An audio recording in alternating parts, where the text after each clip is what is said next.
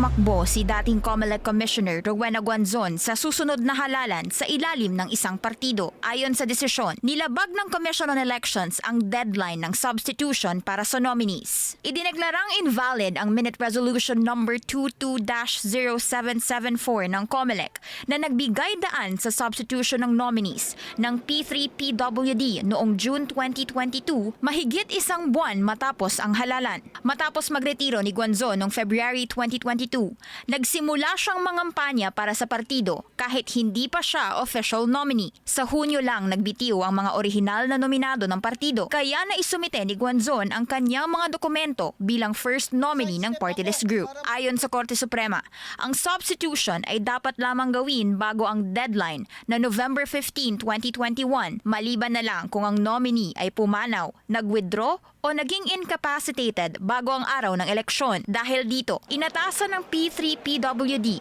na magsumite ng bagong listahan ng nominees. Pero bawal nang i-renominate ang mga na-disqualify na nominee, kabilang si Guanzon. Nilinaw naman ng COMELEC na maaari pa rin naman siyang makatakbo, kaya lang hindi na sa 2025 elections. Hindi po ito nangangahulugan na hindi siya pwede maging nominee mula doon sa term naman ng 2025 to 2028. Inalmahan naman ito ni Guanzon sa isang post sa X. Magsusumite na raw ng bagong nominees ang partido para manilbihan sa sektor ng PWD at children with special needs. Tinapos ni Guanzon ang post sa hiling na siya daw ay ipanalangin. Sinabi naman ng Duterte Youth Party List na tama lang ang naging desisyon ng Korte Suprema. Tinawag nilang grave abuse of discretion ang ginawang substitution dahil si Guanzon umano ay bahagi ng COMELEC nang aprubahan nito ang kanyang sariling party list. Una na ang matapang na naghain ng Duterte Youth ng petisyon sa korte para ipawalang bisa ang pag-substitute ni Guanzon bilang first nominee. Buong puso namang tinanggap ng COMELEC ang desisyon ng Korte Suprema.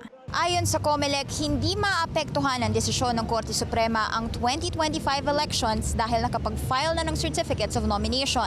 Gayunpaman, sinabi ng komisyong handa silang magpatupad ng pagbabago sa kanilang mga patakaran alinsunod sa gabay ng Korte Suprema. Napaka-importante ng kasong ito sapagkat ito ang magbibigay sa amin ng gabay doon sa mga ilang gray areas o ilang mga issues na hanggang ngayon ay hindi ganun kaliwanag. Dagdag pa ng COMELEC na anticipate naman na nila ang posibleng magiging desisyon ng korte. Kaya't ang rules ng komisyon pagdating sa party lists ay halos pareho daw sa desisyon ng korte. Inaabangan na ngayon ng komisyon ang opisyal na pagsumite ng bagong nominees ng panig ng P3PWD. Para sa agenda, Hannah T. BNC.